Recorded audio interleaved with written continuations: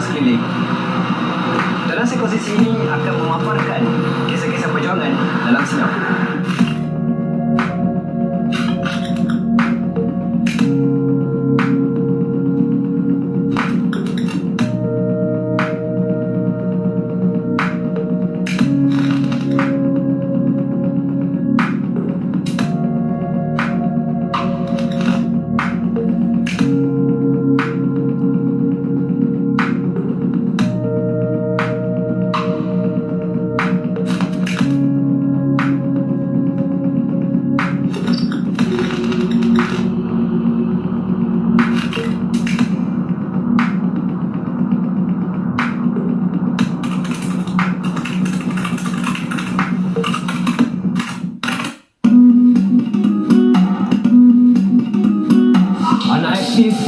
Anak energetik, tak boleh memberi tumpuan dalam kelas.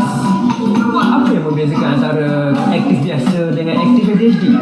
Hari ini kita akan berkenalan dengan seorang ibu yang berpengalaman dalam mengendalikan 2 orang anak ADHD.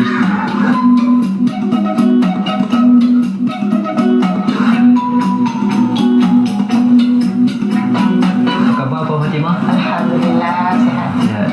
Sekadar ringkas, bila Puan mula sedar yang anak Puan ada simptom-simptom ADHD?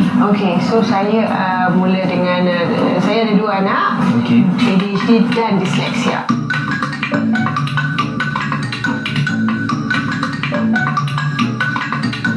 So Umair dia dilahirkan Kamatang, and then dalam 2 tahun pertama tu dia masalah paru-paru tu semualah nak besar. Cumanya bila dia umur dalam setahun setengah, dia dah mula menunjukkan orang kata apa, advanced level daripada segi IQ dan pemikiran dia. Bermula dengan tab, dan saya mula kasih dia puzzle game, game learning puzzle. So bila dia mula buat puzzle tu, lama-lama dia buat puzzle yang rumit. Pada umur dia 2 tahun setengah, masih dia tengah pakai pampers lagi, waktu tu dia selesaikan 120 keping puzzle tanpa tengok gambar. Dia buat sampai jadi. Dekat situ memang saya dah mula terfikir, pandai budak ni, tapi macam mana saya nak, adakah anak saya ni sebenarnya waktu tu memang high level IQ kan? Tapi dalam masa yang sama, dia punya segi perkembangan motor skill semua out. Masa perlahan berbiasa. Perlahan daripada biasa. Sampai saya sebenarnya dah tak tahu nak buat macam mana.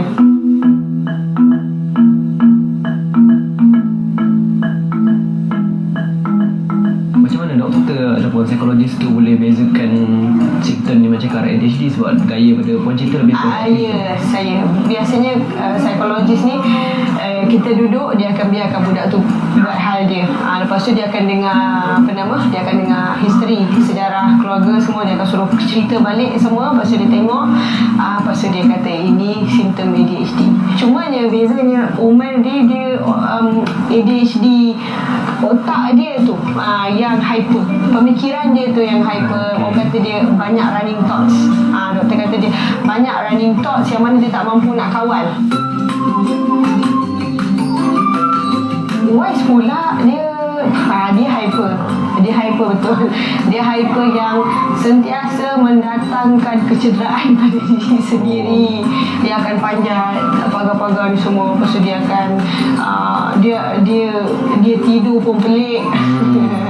Kan? Lepas tu dia pernah luka, dia jatuh sampai lidah dia terbelah, kena jahit 2. Dia main, ada penapis air panas tu, dia ada cailok, dia boleh buka cailok tu, lepas tu habis tangan dia melecur. So abang dia ADHD yang bila terlalu banyak berfikir sampai dia takut nak buat apa-apa. Adik dia pula tak berfikir langsung, buat je semua. So 2 karakter yang berbeza. Macam langit dengan bumi. Memang macam langit dengan bumi. Betul. Waktu Puan mula dapat diagnosis tu, macam mana perasaan Puan bila dapat tahu rupanya anak aku ada ni? Lepas tu Saya- kedua pula ada lagi sekali. Bila saya tahu first time tu, saya lega sebenarnya. Saya lega. Saya pula memang jenis orang kata suka challenge kot.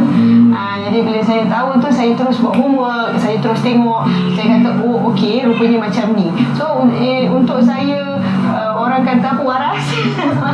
Waktu tu hampir tak waras kan, sebab letih. Layan diorang letih. Dua-dua lain kan, dua-dua perangai tu macam ni sikit.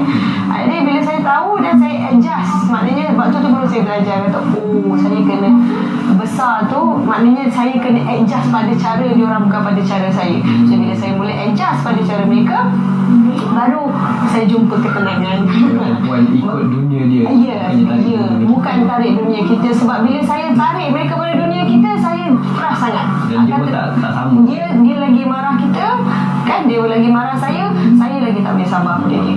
Saya percaya apa yang dikongsikan ini mungkin ada yang mengelirukan atau mungkin yang nampak macam sama dengan anak-anak sendiri dekat rumah.